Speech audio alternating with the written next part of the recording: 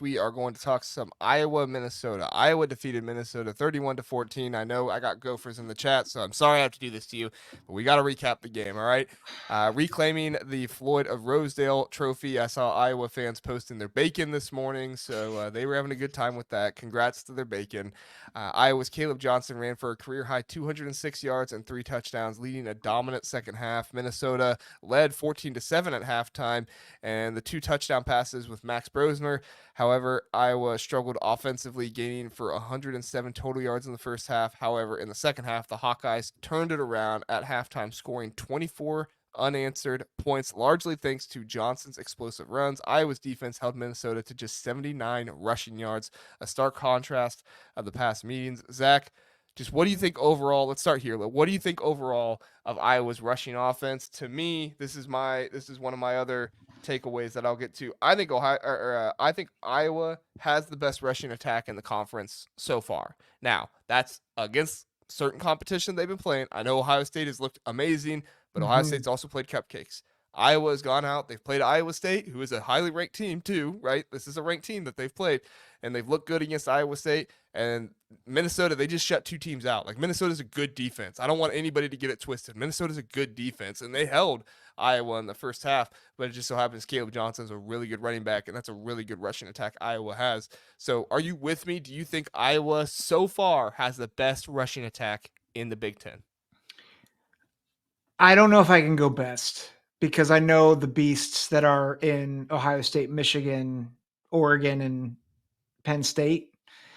But I think I might say that they have the leading candidate for the Big Ten running back of the year. So I would go there right now. Yeah. Yeah. Like Kaleb Johnson. And I think I might be able to verbally process my way there. I do think Iowa's offensive line is the best it's been in 3 years. And that is Tim a Lester big has done a phenomenal job with the blocking. Like, I don't think people want to talk about what he's done with the play calling and stuff like that. That's awesome too. But this blocking and the way they're scheming up their guys, the way they're pulling guys, like, you didn't see this out of Iowa last year. It is much, much better. Iowa's going to give every team on their schedule fits, including Ohio State, with it. I mean, that's how good it is. And Kaleb Johnson, is it a stretch to say that he might hit 2,000 yards this season? I don't think so. I mean, if he has good games against the bigger teams, I think it definitely could happen. And they don't have the toughest schedule in the world. So yeah, I mean, he might be going to New York, possibly. Yeah.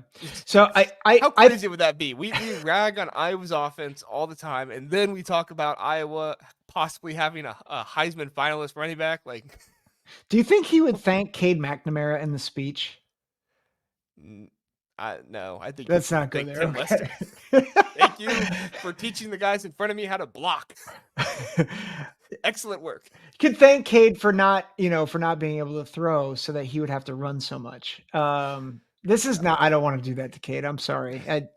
I do want to do it, but I shouldn't. I think I can be there right now, but I think Ohio State in particular is going to have a lot to say down the road.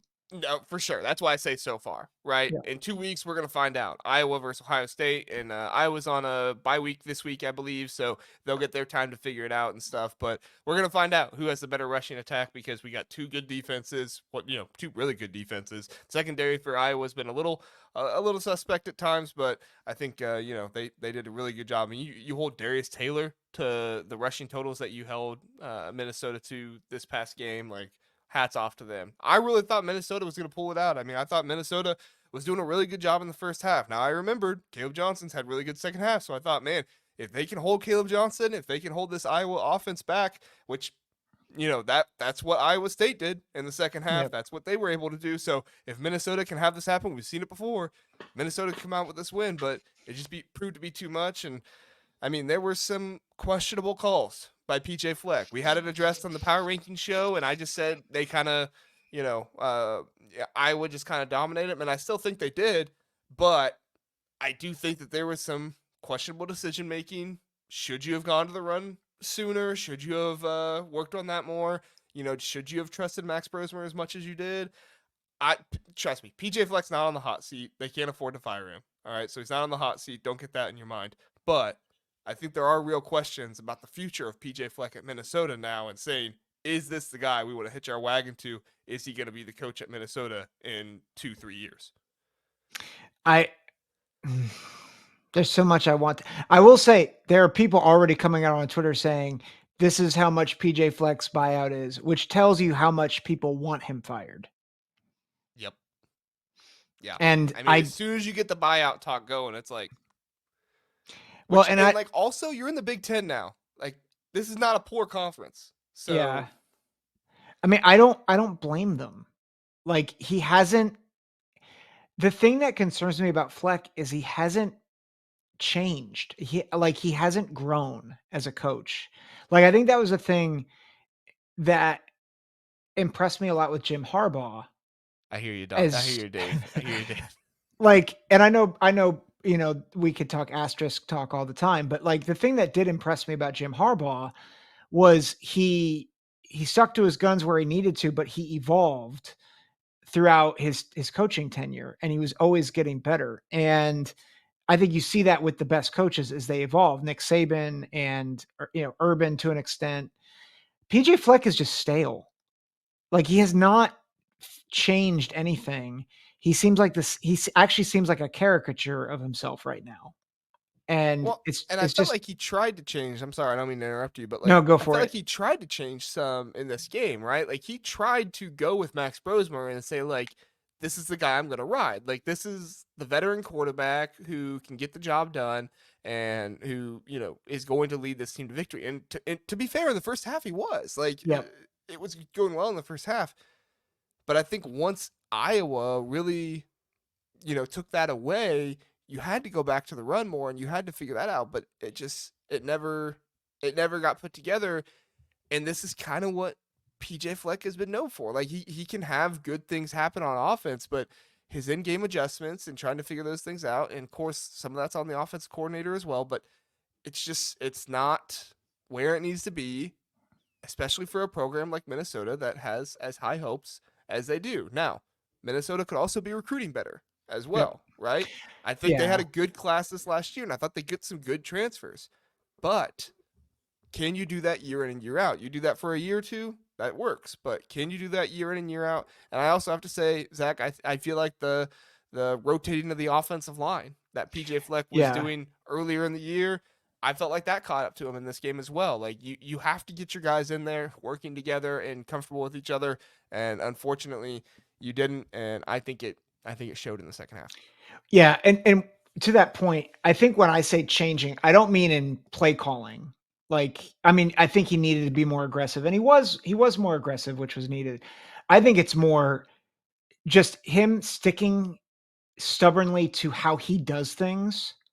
So, like the rotating of the offensive line, it's like for weeks we have been criticizing him on this, and he keeps doing it anyway. And it's like, see, this is what happens when you don't have continuity on the offensive line.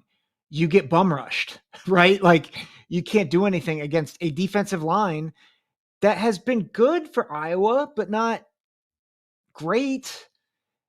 And like I just don't. That's where I'm like, I don't understand why you're doing things the way you're doing. I think development is another one where I'm like, where is the development in these players? That like you see some of it, but I was say you it's saw Tyler Nubin, right? I mean, you have Coy Parrish there that I think he's going to continue to develop. I mean, he's going to be a good barometer yeah, of what you see in the development. I think John Joyner has developed well since he's been there, but certain but guys, yeah, right, but you're right. It's not like an overwhelming amount, and I don't know if Minnesota needs to be an overwhelming amount, but we see what Iowa is able to do, putting players into the league, and yeah, Minnesota. I'm not saying they need to be there exactly, but they need to be known as one of those programs that can put 3 stars in the league because recruiting services just don't take notice of some of the athletes and some of the good players they have up there at Minnesota. So yep, we'll see. It's a tall task for PJ. I mean, I do yeah, feel for him in some ways, but at the same time, like you said, like he can't just be so stubborn that he sticks with this is what I've always done. This is what I've always known. So he's gonna have to adapt. He's gonna have to improve. And I think Iowa next year because let's face it, I don't think he's getting fired this offseason. I just don't think it's happening unless Right. some stuff really goes bad this season. If they finish like, I don't know, 4-8 or 3-9 or something like that, I don't think anything's gonna happen, but we'll Yeah. see. So